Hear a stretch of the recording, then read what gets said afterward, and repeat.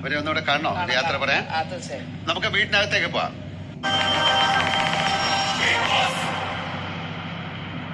Hi guys. മുട്ടയൊക്കെ കാണാൻ നല്ല രസമുണ്ട്.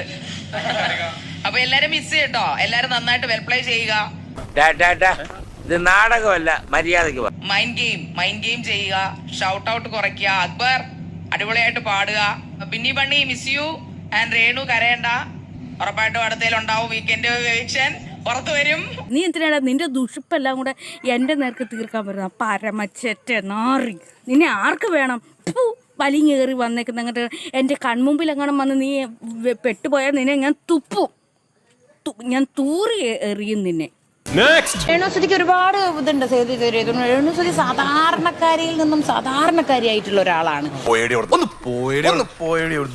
അപ്പം അതാണ് ഏറ്റവും വലിയ അതിനുള്ളൊരു മറുപടി എന്ന് പറഞ്ഞു കഴിഞ്ഞാൽ. കാരണം അവർക്കൊന്നും പറ്റിയൊരു സംഭവം അല്ല അത്. നിന്നെ എൻ്റെ അടുത്തങ്ങ് കണ്ട നിന്റെ ചെവിക്കനും അടിച്ച് ഞാൻ പൊട്ടിച്ചേനെ.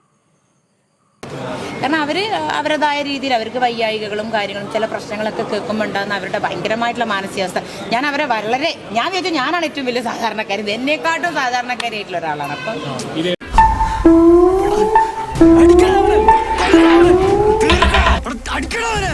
ഷാജേട്ടാ, എന്നാടാ എനിക്കിത് പറ്റുമെന്ന് തോന്നുന്നില്ല ഷാജേട്ടാ. ഇതെന്താ ഇങ്ങനെ?